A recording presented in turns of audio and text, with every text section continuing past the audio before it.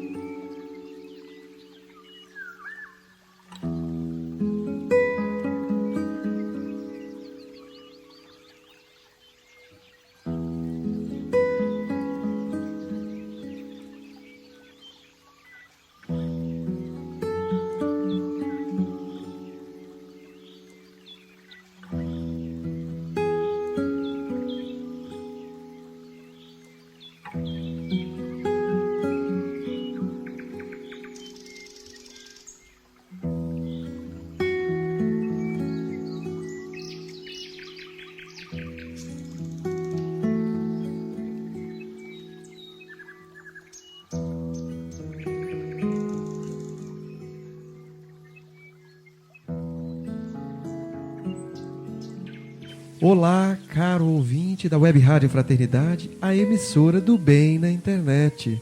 Nós estamos abrindo mais uma edição do nosso programa Evangelho no Lar. Nós nos reunimos através da internet, formando uma família e fazemos o nosso Evangelho no Lar. Estamos convidando você, caro ouvinte, a estar conosco nesse momento de boa conversa e de reflexão a partir do Evangelho. Nós vamos abrir essa nossa edição. Eu, Ricardo, Daniela, aqui de Ouro Branco, e conosco, conectados via internet de Congonhas, Cláudia, boa noite para todos. E de Juiz de Fora, também Minas Gerais, Larissa. Nós vamos então abrindo essa edição, elevando o nosso pensamento ao alto, convidando você a deixar um copinho com água próximo de você, para que os bons amigos espirituais, aproveitando-se desse instante de boa conversa, de bons pensamentos, de prece, eles nos aconselham, os bons espíritos, que nós aproveitemos esse momento para a fluidificação de um pouco de água que nós poderemos utilizar em seguida após o nosso encontro. Então, nós vamos dar a você um instante para você apanhar o seu copo com água e se beneficiar. Muito bem, vamos à nossa prece. A Daniela vai nos ajudar conduzindo a prece hoje. Hoje eu vou convidar a todos para fazer uma prece diferente.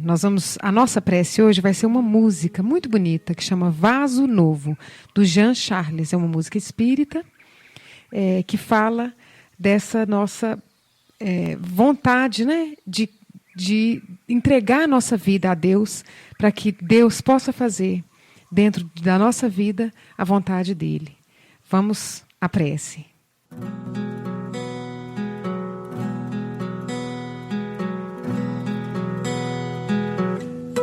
Eu quero ser, Senhor amado, como um vaso nas mãos do oleiro. Quebra minha vida e faz-a de novo. Eu quero ser, eu quero ser um vaso novo, como tu queres, Senhor, sou teu. Tu és oleiro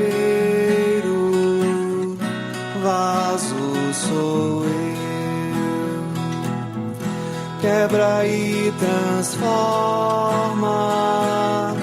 até que enfim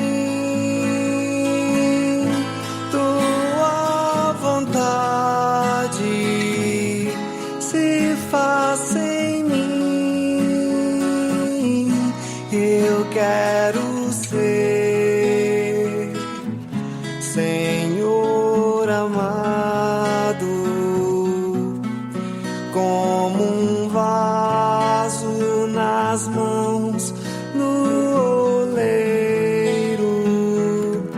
Quebra minha vida e faz-a de novo. Eu quero ser, eu quero ser um vaso novo.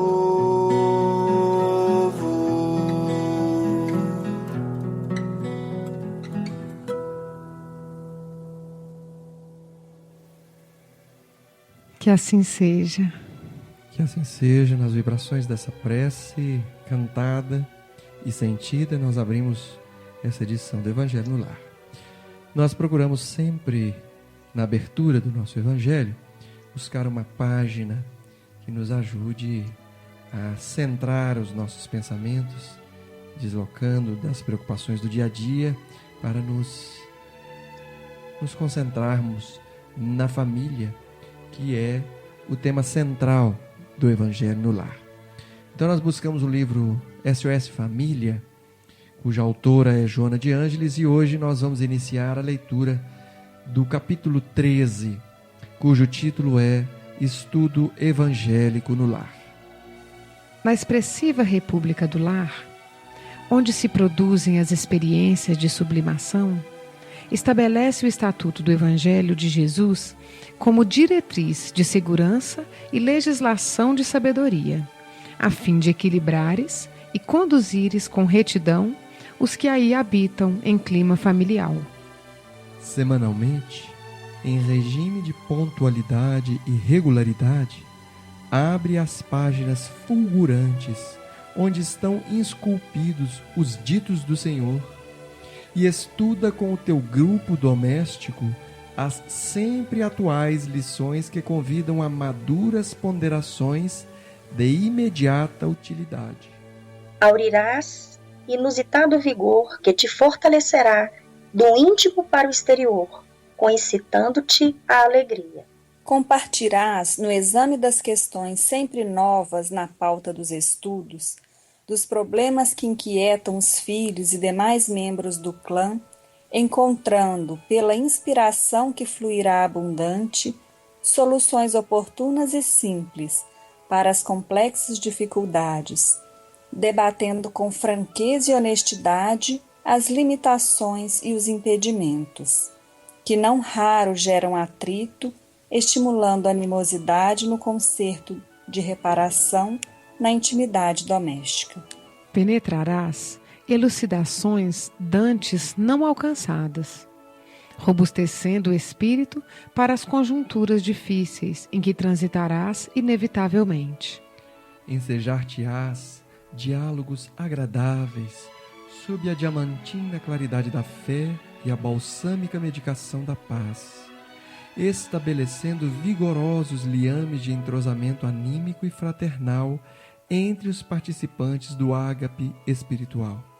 Dramas que surgem na família, incompreensões que se agravam, urdiduras traiçoeiras, pessoas em rampa de perigo iminente, enfermidades em fixação, cerco obsessivo constritor, suspeitas em desdobramento pernicioso, angústias em crises a caminho do autocídio, inquietações de vária ordem em painéis de agressividade ou loucura, recebem o culto evangélico do lar, o indispensável antídoto com as consequentes reservas de esclarecimento e coragem para dirimir equívocos, finalizar perturbações, predispor à paz e ajudar os embates todos quantos aspirem à renovação entusiasmos e liberdade.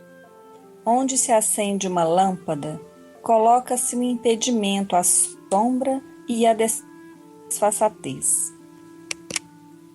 Vamos então comentar, gente, a respeito desse material. Em várias frases que eu vi aqui, eu vi tanta coisa que a gente pode comentar e que é legal da gente até, né, trazer à tona para a gente reforçar algumas indicações dela. Vamos lá?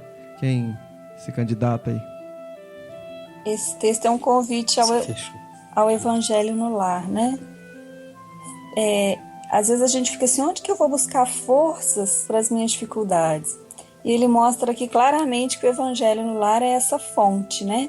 Quando a gente está buscando no Evangelho, né, a diretriz para a nossa vida, a gente vai conseguir o equilíbrio e conduzir a família dentro dessa retidão, né, que fala aqui. Trazer um clima, né, tranquilo. Aí fala também, né, que quando a gente busca, né, nas páginas, né, o estudo, as palavras do Senhor, né, que a gente consegue, que elas são de imediata utilidade, né, fala aqui no segundo parágrafo. Convido a duras ponderações de imediata utilidade. Então, assim, às vezes a gente está confuso, está precisando resolver um problema, e esses estudos regulares, né, vão trazendo esse equilíbrio para a gente, né, para o nosso lar. Ajuda, né, depois no próximo parágrafo fala das brigas, das dificuldades, das discussões, que também vai trazendo esse equilíbrio para a gente, né. A discussão em torno do Evangelho vai nos ajudando também a discutir de forma mais adequada. Acho que se eu entendi bem, o que vocês acham? É verdade. O Ricardo destacou aqui, no primeiro parágrafo, quando ela fala que na República do Lar, para a gente utilizar o Estatuto do Evangelho de Jesus. Então, o que vai nos ajudar a administrar, né, a organizar o lar é esse estatuto mesmo. É o que vai nos permitir abrir, né, a mente para a gente conseguir resolver as questões, os conflitos, todas, né, quando fala lá embaixo, os dramas, né, que surgem mesmo, que a gente vai ter que enfrentar, né? É através do Evangelho que a gente vai conseguir, como a Lara bem lembrou, a gente vai conseguir essa força, né? É a fonte onde a gente vai buscar essa força para conseguir lidar com as questões na família. E ela destaca no segundo parágrafo a importância da disciplina, né? Da regularidade, da pontualidade, de dar sequência mesmo, né? Porque é algo que a gente... eu acho que a gente pode falar isso por experiência própria. A gente vai amadurecendo à medida que a gente vai vivendo, né? E se a gente se dispõe a aprofundar espiritualmente, compreender o Evangelho de Jesus e dedicar com disciplina um momento para isso, semanalmente, a gente vai devagarinho amadurecendo na compreensão das palavras de Jesus. A gente hoje entende de uma forma, daqui 1 ano, fazendo semanalmente, a gente entende diferente. Daqui 10 anos, a gente lê aquele mesmo trecho e entende mais um pouquinho. Então é algo que a gente precisa dedicar. Como em outros aspectos da vida, a gente precisa dedicar também com disciplina, com regularidade, com sequência, o Evangelho mais ainda, né? Porque é o que a gente vai conseguir trabalhar a nossa alma, né? Nós enquanto espíritos, né? Claudinha, com comentário? Eu acho que é tudo isso mesmo. E o que a gente está tendo experiência com o culto, com o Evangelho, né, no lar, o estudo do Evangelho, é que ele é muito confortador, né? Ele conforta, ele nos deixa mais esclarecidos sobre essas questões, como lidar com as dificuldades, né, da vida, né, as dificuldades corriqueiras mesmo. Então a gente vai lendo o Evangelho e Jesus, com as mensagens que ele deixa, ele vai confortando o nosso coração e a gente aprende a viver melhor, né? Tanto em família quanto com as outras pessoas que convivem com a gente em qualquer outro lugar. É muito confortador. E é importante a gente entender as mensagens de Jesus para a gente saber qual que é o nosso objetivo aqui. O que ele espera, né, da humanidade aqui. Que é essa busca mesmo por viver mais... de forma mais amorosa uns com os outros, do perdão, da caridade, e tudo isso. Muito bonito. Eu achei várias, assim, a Dani até comentou que a gente foi marcando alguns trechinhos do texto, mas, por exemplo, quando ela fala do Estatuto do Evangelho, né? Estabeleceu o Evangelho como a diretriz de segurança e legislação de sabedoria da família. Quer dizer, é claro que, né, caro ouvinte da Web Rádio Fraternidade, nem sempre a gente consegue isso entre todos os familiares, mas na medida do possível, se nós pudermos estabelecer um acordo na família, se houver condição dessa conversa, para estabelecermos como objetivo nosso como família essa conversa sobre o Evangelho de Jesus e qual que é o significado desse Evangelho como orientação para a nossa vida. E se nós conseguirmos que o Evangelho seja o estatuto da nossa convivência, pelo menos familiar, quer dizer, se nós conseguirmos estabelecer o Evangelho de Jesus como nosso manual de conduta, pelo menos no lar, pelo menos como esforço de conduta no lar, nós já teremos dado talvez um dos maiores passos que a gente pode dar na nossa experiência reencarnatória. Se a gente conseguir fazer com que o Evangelho seja esse nosso roteiro, como grupo de família, nós teremos dado um passo muito grande, porque nós vamos estabelecendo aqueles laços espirituais que são forjados na paz, no esclarecimento, na esperança que o Evangelho no lar promove. Essa convivência, essas pequenas meias horas de conversa à luz do Evangelho, ao longo das décadas, vão criando um laço de fraternidade que é profundo, porque se o Evangelho no lar for prazeroso, aos poucos aquilo vai se assentando, né? Aquela memória de momento tranquilizante, de conversa fraterna, aquilo vai dia a dia, né? Semana a semana, se assentando no nosso inconsciente, e nós vamos registrando que a presença do Evangelho é um momento de calma, de refazimento. Uns outros pontos que ela coloca, que nós conversamos até na semana passada, da pontualidade, da regularidade, que nós trazemos à tona de novo, porque os bons espíritos vêm em nosso auxílio, mas eles se programam, porque eles têm outras tarefas. Então, será muito bom se nós conseguirmos estabelecer pontualidade e regularidade, para que os nossos amigos espirituais possam se programar para nos atender. Outras duas coisas que nós separamos. Uma delas é que nós auriremos inusitado vigor. Quer dizer, o Evangelho no lar é um momento de recepção de novas forças, pelo passe espiritual que os nossos protetores espirituais nos dão, pela mudança da nossa esfera psíquica no momento do lar. Nós vamos adquirir, nós vamos receber novas energias. E ele fala, a Joana fala, olha, o Evangelho no lar também, quando se conversa sobre as coisas do dia a dia, à luz do Evangelho, uma inspiração fluirá abundante.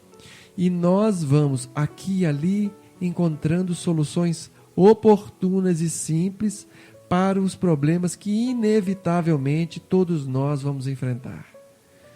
Então, essa presença dos amigos espirituais, esse momento de boa conversa, permite que a gente, no diálogo entre os familiares, ou no pensamento, na reflexão, se estivermos sós, esse momento nossos amigos espirituais poderão nos auxiliar e nós encontrarmos solução, inspiração para as decisões, para os problemas que nós enfrentaremos porque eles fazem parte da vida. E isso vai nos robustecer o espírito, que é essa cota de energia, de esperança, de consolo que a Cláudia falou e que também a Daniela e a Larissa falaram. Mais alguém? Vamos então à leitura do Evangelho. Nós hoje vamos retomar, a Daniela vai conduzir a leitura do Evangelho de hoje. Nós estamos no capítulo 1 do Evangelho segundo o Espiritismo, Não vim destruir a lei. Na semana passada, a gente leu o item 2, que fala de Moisés e dos 10 mandamentos. E hoje a gente vai, na verdade, na semana passada a gente começou o item 2, né? Lemos a parte que fala da lei mosaica, que tem 2 partes, a lei de Deus e a lei civil. Lemos os 10 mandamentos. E agora, continuando o item 2, Kardec explica fala um pouquinho sobre Moisés, os 10 mandamentos, né? E é aqui que a gente continua.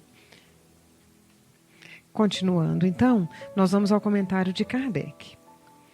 É de todos os tempos e de todos os países essa lei, e tem por isso mesmo caráter divino. Todas as outras são leis que Moisés decretou, obrigado que se via a conter pelo temor um povo de seu natural turbulento e indisciplinado, no qual tinha ele de combater arraigados abusos e preconceitos, adquiridos durante a escravidão no Egito.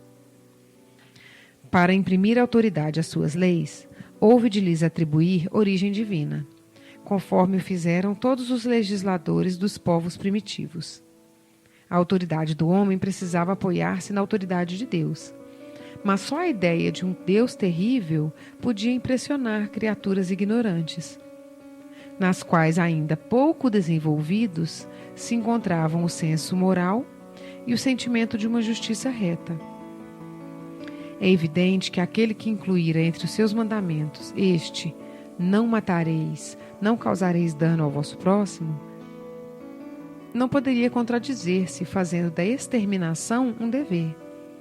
As leis mosaicas, propriamente ditas, revestiam, pois, um caráter essencialmente transitório.